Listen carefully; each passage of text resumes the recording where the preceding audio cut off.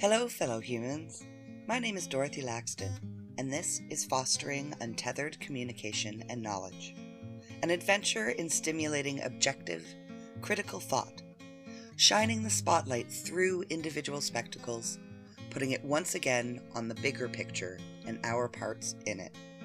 Searching for life beyond the lifestyles we North American urban dwellers have to choose to chase, encouraging all to participate in positive change.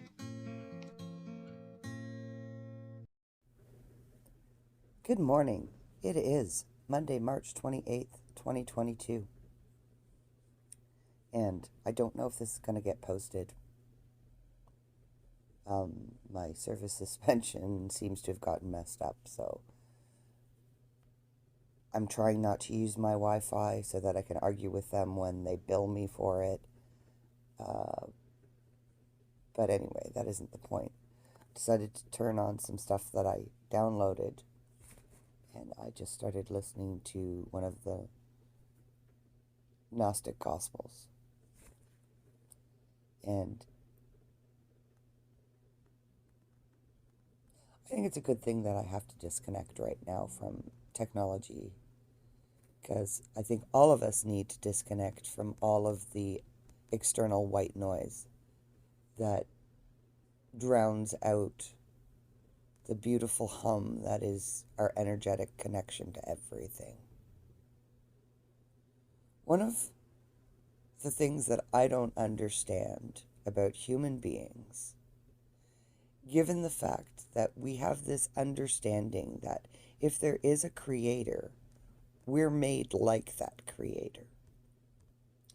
So this notion that God should be some beautiful, benevolent being in the first place only is fantasism, really. Humanity has most definitely become a bunch of fantasists. If God is like us, if we are made in God's image, or we create God in our image, why the hell, if you look at human history, if you look at what's going on in the world right now, you look at anything, how in the hell do we expect that God is going to be strictly benevolent and every decision that they're going to make is going to be good for everybody? That's like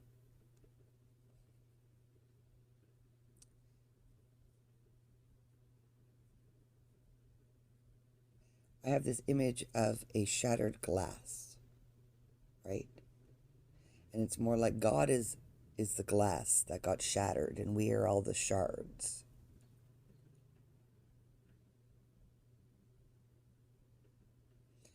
And there's so many shards, and we've smashed it into so many pieces now that all we do is cut each other and grind it into finer and finer dust until really it's just sand again.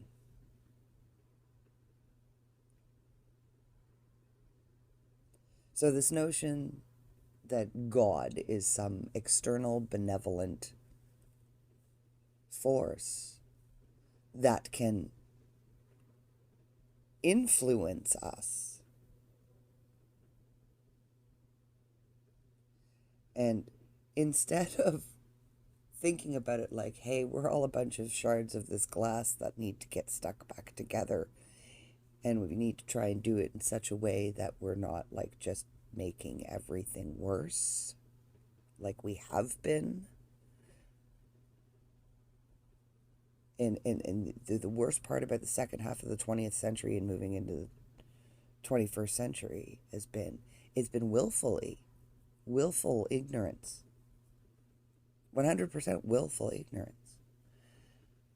The end of the 20th century, particularly the 80s, a lot of willful ignorance. It's no wonder the 90s were so despondent, and the turn of the century was so reactive, Because in the 80s, everybody decided that, they were free. And freedom to them means, privilege without responsibility. Privilege without responsibility is unjust. Privilege to people who assume responsibilities that don't allow them to do other things is not privilege, it's work, right? It's earning. There are no masters, we are all servants. We really need to remember this. It's the way it's the paradigm, it's the basic worldview. I get yelled at by people because they get mad, because we've become so compartmentalized, it's impossible for people to see the forest for the trees anymore. The person that I keep butting heads with, they think that these analogies that I draw, that 30 years ago people were like going, whoa, yeah. Today, if the details, the devil is in the details, if the details are different,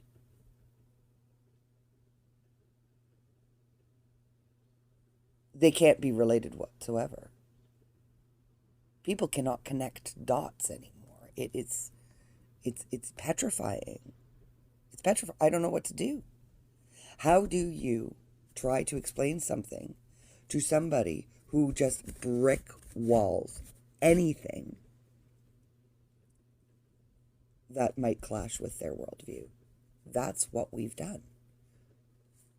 We have constructed, and I participated in this. Okay?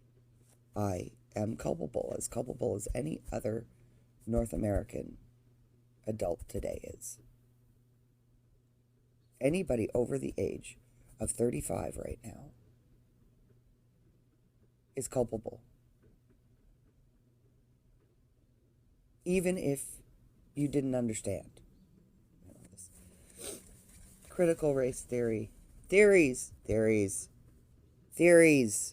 Human ideas. This is how we shape perception, okay? People wonder why,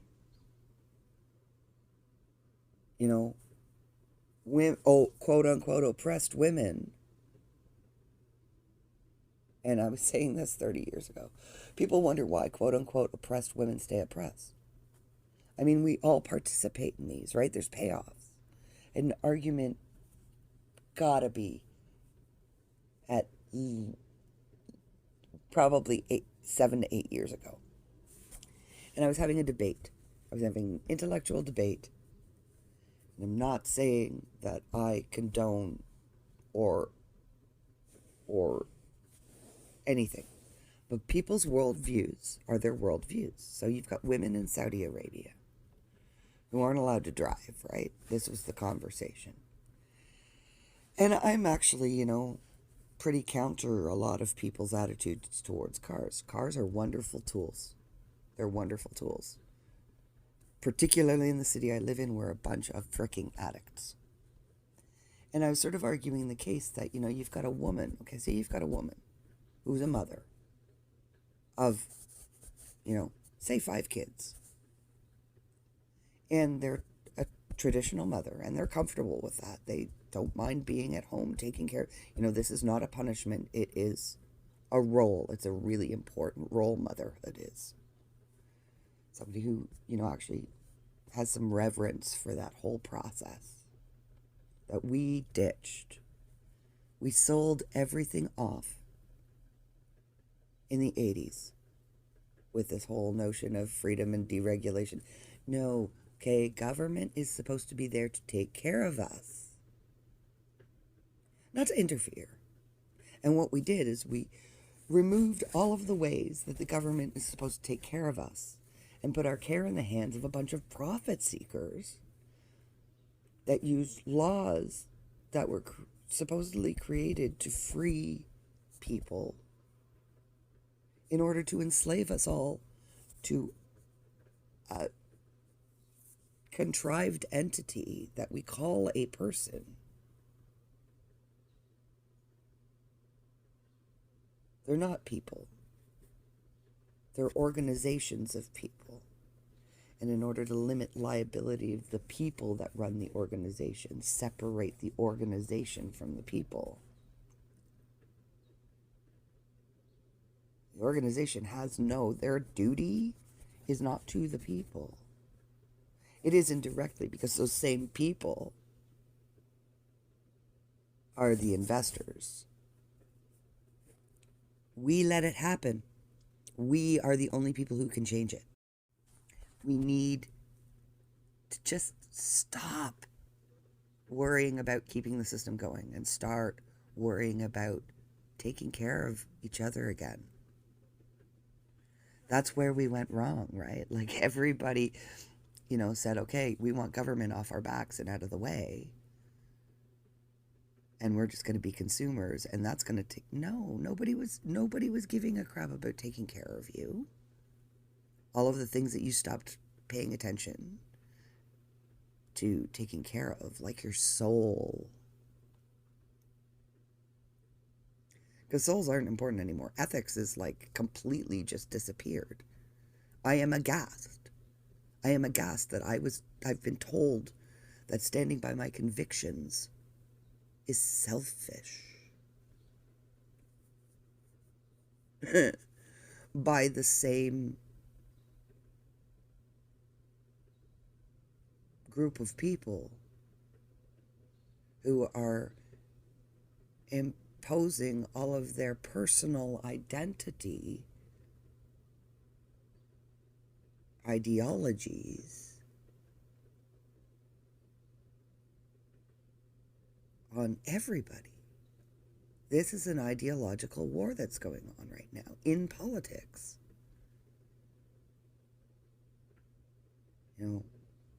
The advent of lifestyle marketing in the 20th century, the application of it, the final frontier was politics. Once it went into politics, we lost. That's where we actually gave ourselves up. We gave ourselves up to corporate profit seekers. We gave ourselves up to mammon. We stopped serving God completely. God, good, orderly direction. Not some omnipotent, bearded jackass sitting on a cloud laughing at us all as we fumble. Take humanity and blow it up like it's tiny shards of glass.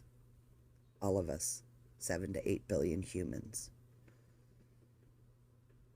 That when we come together right, form like a beautiful crystal chalice, let's say.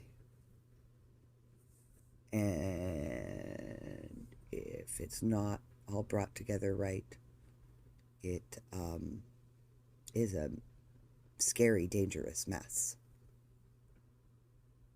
that cuts you every time you try to do anything with it. That's where we're at right now. The only way to fix it is to melt it down and reblow the glass.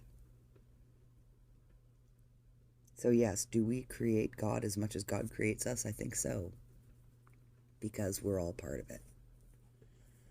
Isaiah 49:16, behold, I have graven you in the palms of my hands, semicolon.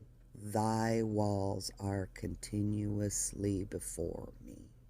We are the ones who maintain the divide by not maintaining the connection. We need to maintain our connections. And with that, I'm going to stop and say, who knows, this might get online today. Thank you very much for listening.